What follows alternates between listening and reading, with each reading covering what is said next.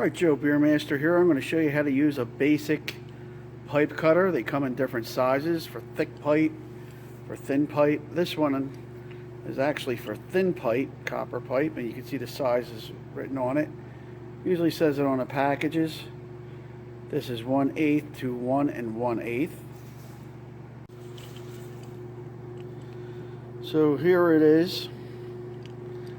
And basically it's got this little knob here, some form that opens it, closes it. Close it down to the size you want. Pretty simple. Actually pretty ingenious. So now you want to put this on the pipe. We got the pipe in a vice grip. And you want to open it up. For example, we're going to put it on this pipe. You want to clamp it down where it just feels snug. Alright, so once we get it snug, we want to kind of just spin it a little bit. Make sure it's nice and snug where we have it, where we want it. And you're going to feel resistance. I'm going to lock that in a little bit.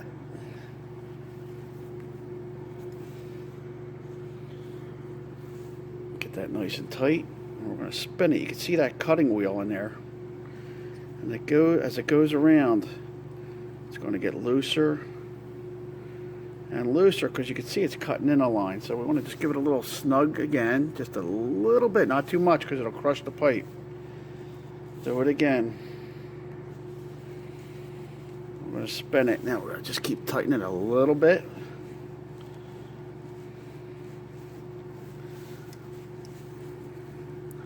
You can feel it getting looser. You don't want to crush that pipe. That's important because you're going to have a fitting probably going on that, or a connection. And you want that to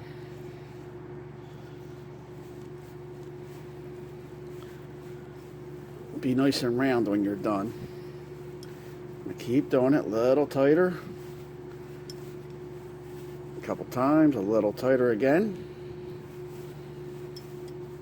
A little more. Actually go back and forth, but I like to spin them around. And it doesn't matter how many times you do it, as long as you do it right.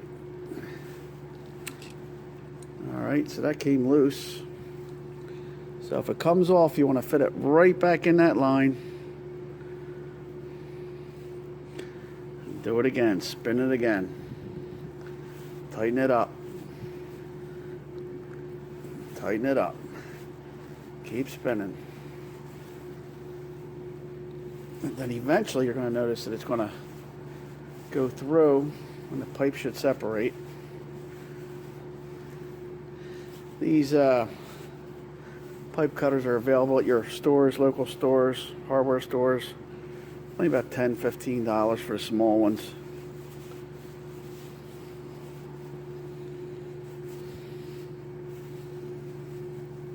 So we're getting to that point, and there you go. It just popped right off. There you go. Made a nice cut.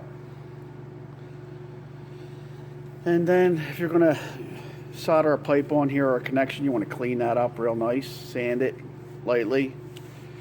And then you put your connection on the regular methods. Use the flux and the solder. And that's it. That's the basics of how to use a pipe cutter. Joe Beermaster, thanks for watching. Always make sure your water is off and the lines are drained first. Make sure that the main to the house is shut off and is working. Joe Beermaster again, thanks for watching. Please give me a thumbs up and subscribe.